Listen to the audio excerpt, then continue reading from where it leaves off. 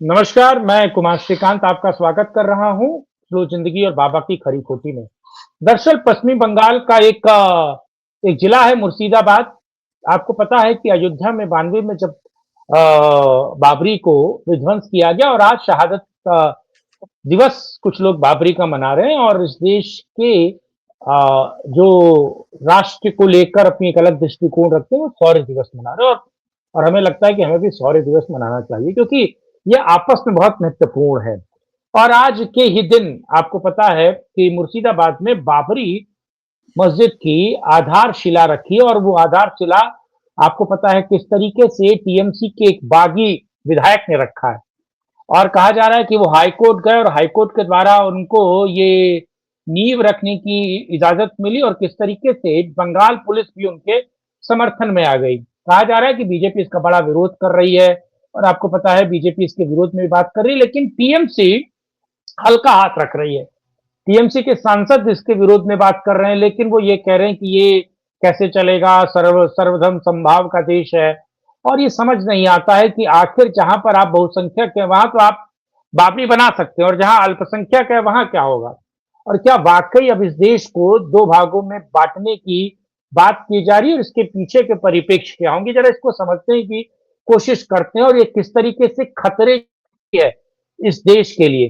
जरा जी बात करते हो, मेरे साथ सीनियर जर्नलिस्ट विनोद कुमार शुक्ल मौजूद है। विनोद सर, आपका बहुत बहुत स्वागत है।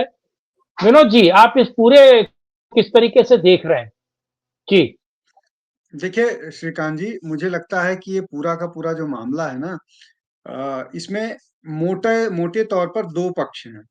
पहला पक्ष ये है कि जब मुस्लिम जनसंख्या उस अनुपात में हो जाती है जहाँ वो डेमोक्रेटिक सेटअप में भी उन्हें बाकी किसी के मदद की ज़रूरत नहीं है, उसके बिना चुनाव जीतते हैं, तो वो आपने चाहे जितना उनको पाला-पोसा सींचा हो, वो आपकी नहीं सुनते हैं।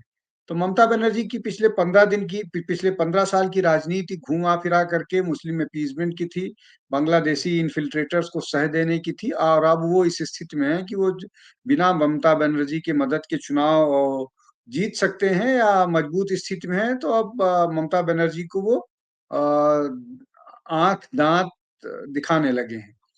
और ये बात हमेशा से होता रहा है कि आज भले ममता बनर्जी मुसलमान वोटरों को बांग्लादेश से बुला-बुला करके यहाँ शरण दें, लेकिन कल यही लोग ममता बनर्जी पर हावी हो जाएँगे और वो होता हुआ दिख रहा है। ये एक पक्ष हो गया। इसका दूसरा पक्ष श्रीकांत जी ये है कि अंदर खाने कहीं ऐसा तो नहीं कि ये नूरा कुश्ती चल रही हो। चूँकि हिंदू मतदाता ममता बनर्जी की अ, कम से कम पिछले जो ये वाला टेन्योर जा रहा है, इसमें जिस तरह की एट्रोसिटीज़ हिंदुओं पर हुई है विशेष रूप से हिंदू महिलाओं पर, उससे बहुत ज़्यादा नाराज़गी है। ममता बनर्जी अपने पॉपुलैरिटी के सबसे निचले स्तर पर हैं। तो कहीं ये निकालना एक रणनीति सोची-समझी रणनीति का हिस्सा तो नहीं है और अलाउ करना इसलिए कि ये हुमायूँ कबीर ने बोला कि नहीं हमको सरकार से और पुलिस से पूरा सहयोग समर्थन मिल रहा है। तो सहयोग समर्थन तभी मिलता है जब ऊपर से ग्रीन फ्लैग दिया होता है। तो मोटे तौर पर ये 2 बातें निकल कर के आ रही हैं कि क्या ये नूरा कुश्ती चल रही है और दूसरा क्या ऐसा है कि अब मुसलमान ममता बनर्जी के कंट्रोल से बाहर हो चुके हैं और अब वो वही करेंगे जिसकी बात असदुद्दीन ओवैसी करते रहे हैं कि मुसलमानों का नेता मुसलमान, कोई ममता बनर्जी मुसलमानों का नेता क्यों बने, कोई अखिलेश यादव मुसलमानों का नेता क्यों बने, कोई तेजस्वी यादव मुसलमानों का नेता क्यों बने? क्या मुसलमान इन हिंदू नेताओं का दरी बिछाने के लिए हैं? क्या पश्चिम बंगाल में वही होता हुआ दिख रहा है? ये एक मुझे संभावना दिखती है। हम लोग इस पर नज़र बना करके रखेंगे और देखेंगे कि कहाँ, किस दिशा में ये सब कुछ जा रहा है। लेकिन विनोद जी, सवाल ये उठता है कि क्या अच्छा, जिस व्यक्ति ने नींव रखी है, वो व्यक्ति सीधे तौर पर ये कह रहा है हुमायूं कबीर कि हम अब 140 सीटों पर हम नई पार्टी बनाएंगे और चुनाव लड़वाएंगे। तो ये महज नूरा कुश्ती है जैसा कि आपने जिक्र किया, या वाकई अगर वो 140 सीटों पर चुनाव लड़ेगा, या फिर मैं दूसरे तरीके से कहूँ, हो सकता है कि ओवैसी की भी एंट्री और ओवैसी जाकर उसके साथ गठबंधन कर ले और फुरफुरे शरीफ भी उनके साथ आ जाए। तो क्या ये ममता के लिए प्रॉब्लम वाली खबर हो जाएगी, या बीजेपी के लिए सीधे इसमें फायदा मिलेगा? देखिए, मुझे लगता है कि मैंने इसीलिए 2 बातें कही। पहला तो नूरा कुश्ती वाला, और दूसरा ये कि जब वो एक थ्रेशोल्ड को पार कर लेते हैं, एक लिमिट को पार कर लेते हैं, तो फिर वो अपनी बात करने लगते हैं। तो दूसरा पक्ष यही था कि अगर वो इस स्थिति में हैं कि अब वो अकेले दम पर चुनाव लड़ेंगे और जीत पाने की स्थिति में हैं। देखिए, 2000 सेंसस के हिसाब से पश्चिम बंगाल में 27% मुस्लिम थे। पश्चिम बंगाल में आसाम से कम मुस्लिम थे, लेकिन अब कहा यह जा रहा है कि वो संख्या लगभग 33% के आसपास है। अगर 33% के आसपास है, तो निश्चित तौर पर लगभग एक तिहाई सीटों पर 288 के आसपास सीटें हैं, ना 288 के आसपास सीटें हैं। तो 288 का एक तिहाई जो है वो लगभग अ, ऐसे ही 110 के आसपास होता है। हाँ, 90 सीट्स के आसपास होता है, 90-92 सीट्स के आसपास होता है। मतलब ये कि 90-92 सीट्स पर जो है वो पूरी तरह से प्रभावी हैं, जिसको समझना चाहिए।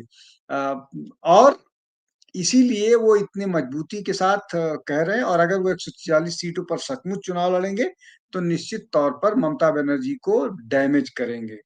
इसमें कोई दो राय नहीं है कि ममता बनर्जी को डैमेज करेंगे। तो ये एक बात महत्वपूर्ण हो गई, जो मैंने पहले कहा था, उसका उसका एक हिस्सा है। और रही बात ये कि कितना नुकसान करेंगे, ममता बनर्जी इसको कितना काउंटर करेंगी, कैसे इसका समाधान निकलेगा, और दूसरा ये कि जो एसआईआर के कारण जो नुकसान हो रहा है, अ, वो भी अगर हो गया, तो फिर वो निश्चित तौर पर दोनों का नुकसान है, हुमायूं कबीर का भी और ममता बनर्जी का। और देखिए, ये जो आप फुरफुरा शरीफ या बाकी इस तरह की बात करते हैं, ये हमेशा से एक तरफा ही जाने वाला मतदान होता है। ये ऐसा नहीं है कि इससे बीजेपी के या बाकी और लोगों के किसी उस पर फर्क पड़ता है। तो ये उसी तरह से नजर आएगा वोट करता हुआ। लेकिन इसका इम्पैक्ट सीधे तौर पर क्या आपको लगता है, क्या क्या अगर ओवैसी कूदते हैं बंगाल के चुनाव में, तो इसका फायदा मिलेगा बीजेपी को, अगर इनके बीच गठजोड़ होता है? और दूसरा ये है कि ममता के लिए इतनी बुरी खबर ये भी है, क्योंकि एसआईआर ने भी बहुत सारे उनके हमदर्द वोट्स को कम किया है। यूआईडी ने जो मरकर आकर आदमी वोट देता है उसकी संख्याओं को घटाया है।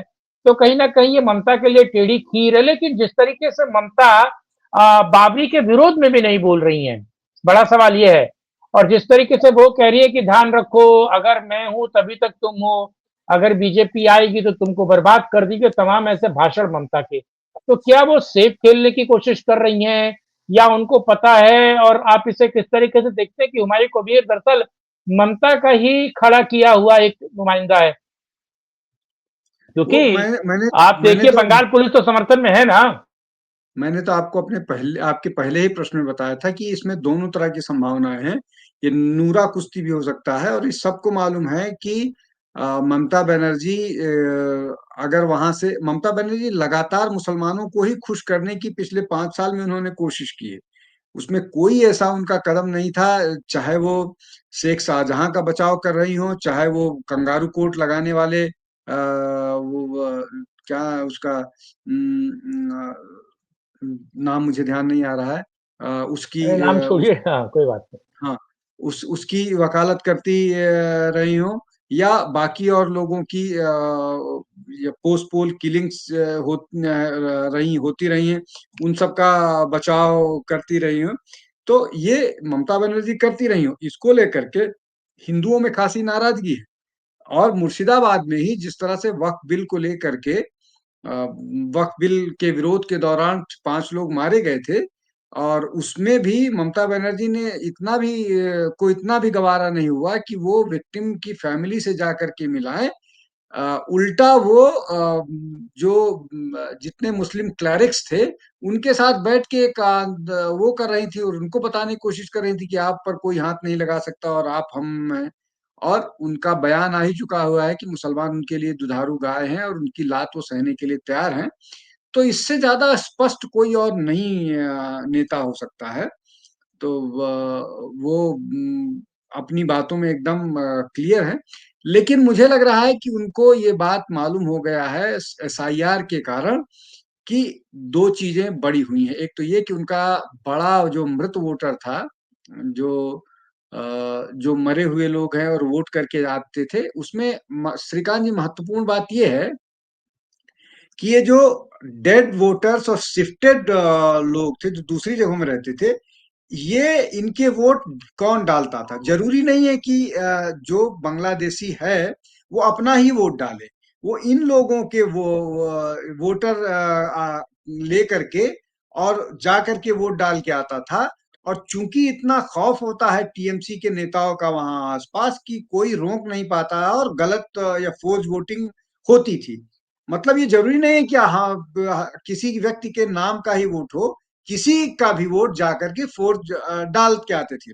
अब ये वोट डालने वाले लोग ही नहीं रहे, अगर भाग रहे हैं, तो ये भी एक बड़ा नुकसान है ना कि जो फर्जी वोट डालने वाले हैं, जो जिनको प्रोटेक्ट किया जाता था कि आप फर्जी वोट डालिए, आपको कुछ नहीं होगा, हम आपके पीछे खड़े हैं।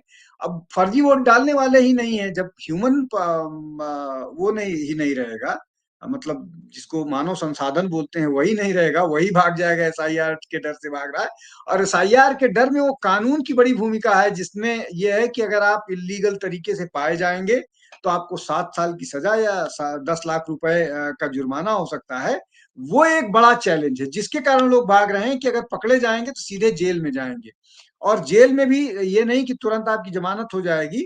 और मुझे नहीं लगता है कि अब कोई इस तरह का तृणमूल कांग्रेस के पास इस तरह के फंड्स इतने सारे होंगे कि वो अगर 10-20 हजार या 50 हजार 60 हजार या 1 लाख लोगों को जेल में डाला जाता है तो सबकी वकालत कर पाएगी।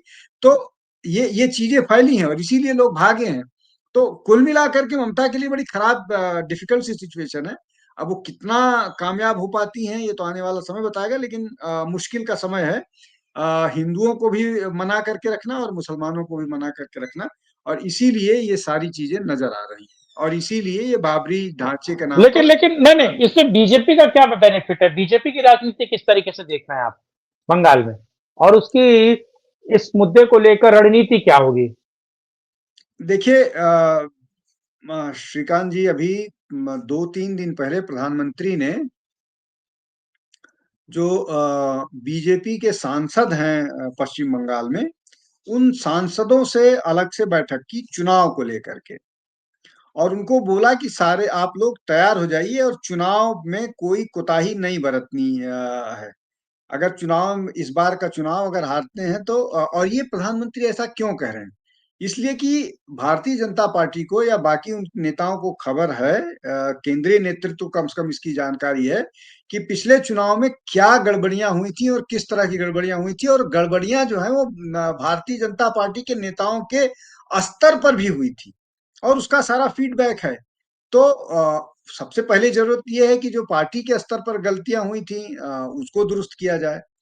उसके बाद आप जो आपका मतदाता है उसको आप जीतने की कोशिश कीजिए। और अगर हिंदू मतदाता नाराज है ममता बनर्जी से, तो वो और कहाँ जाएगा, उस किसके पास जाएगा? भाजपा के पास जाएगा। तो ये बहुत स्पष्ट सी बात है। चलिए, ये तो ये सवाल भी भविष्य के गर्भ में रहेगा कि दरअसल बंगाल में ये जो नए नए एक तरीके से एंगल्स निकल रहे हैं, उसका बेनिफिट क्या होगा और इसका इम्पैक्ट क्या होगा, उस पर भी बात करेंगे। लेकिन विनोद सर, आप इस मुद्दे पर जुड़े उसके लिए बहुत धन्यवाद। फिर किसी और मुद्दे से करेंगे विनोद जी से चर्चा। और जो लोग इसे देख रहे हैं उनसे अनुरोध है कि इस वीडियो को लाइक, शेयर, चैनल को सब्सक्राइब करें, कमेंट बॉक्स में अपनी राय रखनी बिल्कुल ना भूलिए। आज के लिए इतना ही, किसी और वीडियो में करेंगे फिर से चर्चा। तब तक के लिए जय हिंद, वंदे मातरम, जय श्री राम। वंदे मातरम।